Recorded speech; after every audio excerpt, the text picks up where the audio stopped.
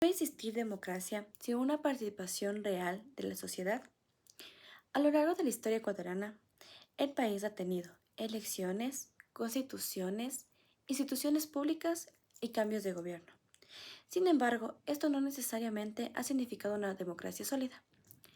En este video presentaré una reseña crítica del libro Democracia sin Sociedad de Simón Pachano, una obra que analiza las limitaciones estructurales de la democracia ecuatoriana y reflexiona sobre la relación entre la ciudadanía, las instituciones y el poder político.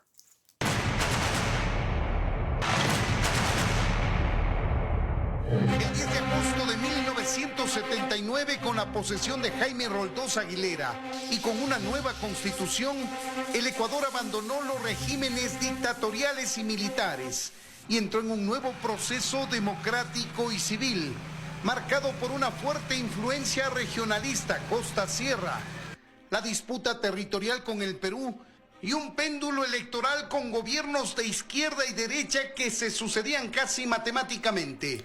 Mi nombre es Karen Paola Espimontes de Oca y presentaré un análisis crítico de esta obra desde una perspectiva política y social, relacionando sus planteamientos con la realidad actual del Ecuador. El objetivo de este video es explicar las principales ideas del autor, analizar sus aportes y reflexionar sobre la vigencia de sus planteamientos dentro del contexto político contemporáneo. ¿Quién es Simón Pachano? Simón Pachano es un politólogo ecuatoriano reconocido por sus estudios sobre democracia, sistemas políticos, representación y partidos políticos en Ecuador. Su libro Democracia sin Sociedad, publicado en 1996, surge en un contexto marcado por inestabilidad política, crisis económicas y debilidad institucional. El autor sostiene que Ecuador desarrolló una democracia principalmente formal, basada en reglas e instituciones, pero sin una participación social suficientemente fuerte. Para comprender la obra es importante entender el contexto histórico en el que fue escrita.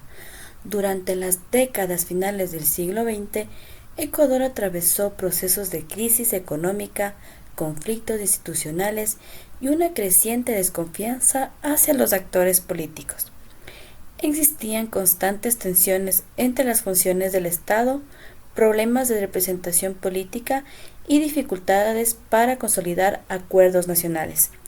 Este escenario llevó a cuestionar si la democracia ecuatoriana realmente estaba funcionando más allá de sus estructuras formales. Ideas principales del libro. Democracia formal. Una de las principales ideas de Pachano es que la democracia ecuatoriana funciona principalmente desde el plano institucional. Existen elecciones, normas jurídicas y división de poderes. Sin embargo, esto no garantiza una participación efectiva de la ciudadanía. Distancia entre ciudadanía y política. El autor señala que existe una fuerte desconexión entre sociedad e instituciones políticas. Muchos ciudadanos mantienen relaciones de desconfianza hacia partidos políticos y autoridades públicas, generando alejamiento de los asuntos políticos. Pugna entre poderes. Otro aspecto central es el conflicto constante entre el Ejecutivo y el Legislativo. Pachano sostiene que estas confrontaciones dificultan la gobernabilidad y limitan la capacidad de generar consensos. Exclusión social. El libro también analiza cómo diversos grupos históricamente excluidos no logran incorporarse plenamente al sistema político. Para el autor, una democracia fuerte requiere inclusión y participación amplia. Análisis crítico personal. Desde mi perspectiva, el principal aporte de Pachano es demostrar que la democracia no puede reducirse únicamente al acto de votar. Considero que muchas de las problemáticas que identifica siguen presentes actualmente. Por ejemplo, continúan existiendo confrontaciones entre las funciones del Estado, dificultades para generar consensos políticos y altos niveles de desconfianza ciudadana. Y me permito poner como ejemplo lo que pasó en el año 2021-2023, en donde fue el gobierno de Guillermo Lasso. Cuando no hubo una buena relación entre la función ejecutiva con la función legislativa, no le quedó de otra alternativa al presidente electo en ese entonces buscar la muerte cruzada. En este caso se anticiparon elecciones y hubo otro cambio de gobierno mucho más antes del que se tenía previsto. Uno de los aspectos que más me llamó la atención fue la idea de que el problema democrático no depende exclusivamente del Estado, sino también del nivel de involucramiento de la sociedad. Esto permite reflexionar sobre la importancia de fortalecer la participación ciudadana, el diálogo político y la corresponsabilidad democrática.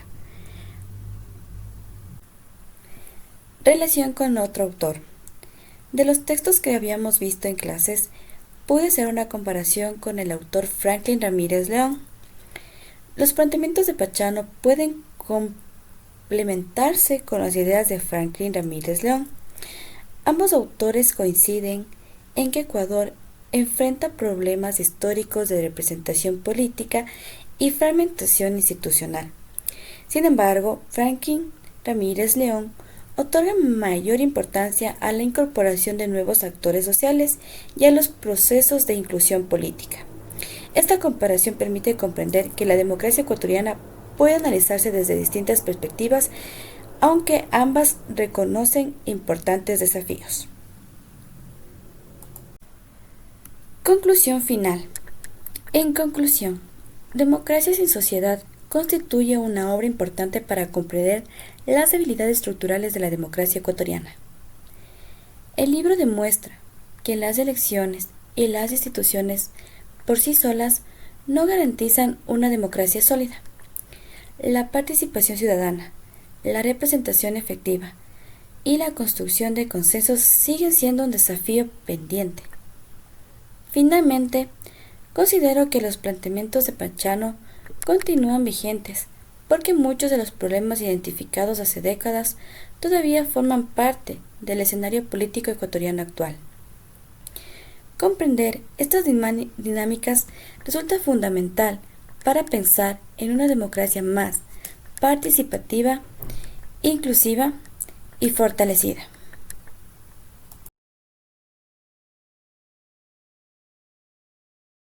El 8 de enero de 1988 se produce la desaparición de los hermanos Restrepo y se responsabilizó a la policía que registraba la detención de los menores, luego de lo cual nunca más se supo de su paradero, pese a la incansable lucha de sus padres.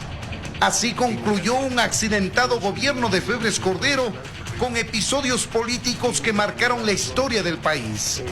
Estos primeros 10 años de retorno a la democracia tuvieron realmente mayor agitación política que durante los últimos años de dictadura. Febres Cordero dejó el cargo y tomó la posta a Rodrigo Borja Ceballos, a quien se negó a ceñirle la banda presidencial por su rivalidad política, y en su lugar lo hizo el presidente del Congreso. En Quito, Freddy Paredes, 24 horas. Deberíamos aprender a que una persona no salva al país, una persona no puede hacerse cargo de un gobierno. Hay que tener formas institucionales para hacer la política. Debemos aprender que no solamente lo técnico importa, es necesario que la gestión vaya junto a la política.